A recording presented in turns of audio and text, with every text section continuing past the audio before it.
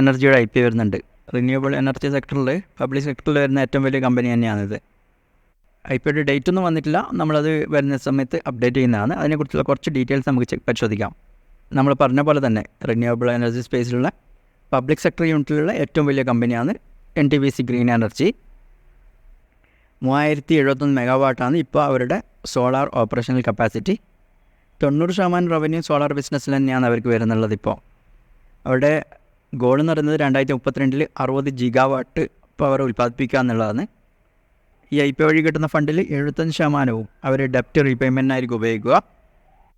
ഇനി ഈ IPOൻ്റെ പ്രോസസ് നോക്കുകയാണെങ്കിൽ ഇതൊരു ഗവൺമെൻറ് കമ്പനി ആയതുകൊണ്ട് തന്നെ അതിൻ്റേതായ ഗുണങ്ങളും അതിൻ്റേതായ ദോഷങ്ങളും ഉണ്ട് ഇതിന്. ഒന്നാമത്തെ കാര്യം, ഇത് ഗവൺമെൻറ് ബാക്കിംഗ് ഉണ്ടെന്നുള്ളത് തന്നെയാണ്. പിന്നെ ക്യാപിറ്റൽ റൈസ് ചെയ്യാനുള്ള കോസ്റ്റ് കുറവാണ്.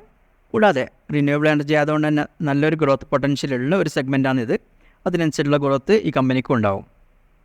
ഇനി ഇത് ഫേസ് ചെയ്യുന്ന പ്രധാനപ്പെട്ട ചാലഞ്ചുകൾ നോക്കാം. ഒന്ന്, കസ്റ്റമർ കോൺസെൻട്രേഷൻ റിസ്ക് ആണ്. അതായത് ഇവരുടെ 87% റവന്യൂ കിട്ടുന്നത് ഏകദേശം ഒരു 5 കമ്പനികളിൽ നിന്നാണ്. അത് ഇത്തിരി റിസ്ക്കിയാണ്, പക്ഷേ കമ്പനി മുമ്പോട്ട് പോകുമ്പോൾ അത് മാറ്റം വരുമെന്ന് പ്രതീക്ഷിക്കാം. പിന്നെ രണ്ടാമത്തെ റിസ്ക്, ഒരു ലൊക്കേഷനെ കോൺസെൻട്രേറ്റ് ചെയ്തിട്ടാണ് ഈ കമ്പനിയുടെ പ്രവർത്തനം മെയിനായിട്ടുള്ളത്. 60% കൂടുതലും ഇവരുടെ പ്രൊജക്റ്റുകളും ഉള്ളത് രാജസ്ഥാനിലാണ്. പിന്നെ നമ്മൾ IPOയിൽ കഴിഞ്ഞ വീഡിയോയിൽ പറഞ്ഞ പോലെ തന്നെ ഇതിലൊരു ഷെയർ ഹോൾഡർ കോട്ട ഉണ്ട്. NTPCൻ്റെ ഷെയർ ഹോൾഡ് ചെയ്യുന്നുണ്ട്. ഒരു ഷെയർ അങ്ങ് ഹോൾഡ് ചെയ്യുന്നുണ്ടെങ്കിൽ നിങ്ങൾക്ക് ആ ഒരു കോട്ടയിൽ കൂടി അപ്ലൈ ചെയ്യാൻ പറ്റും. ഓക്കെ, ഇത്രയും കാര്യങ്ങളാണ് ഈ IPOയെ കുറിച്ച് പറയാനുള്ളത്.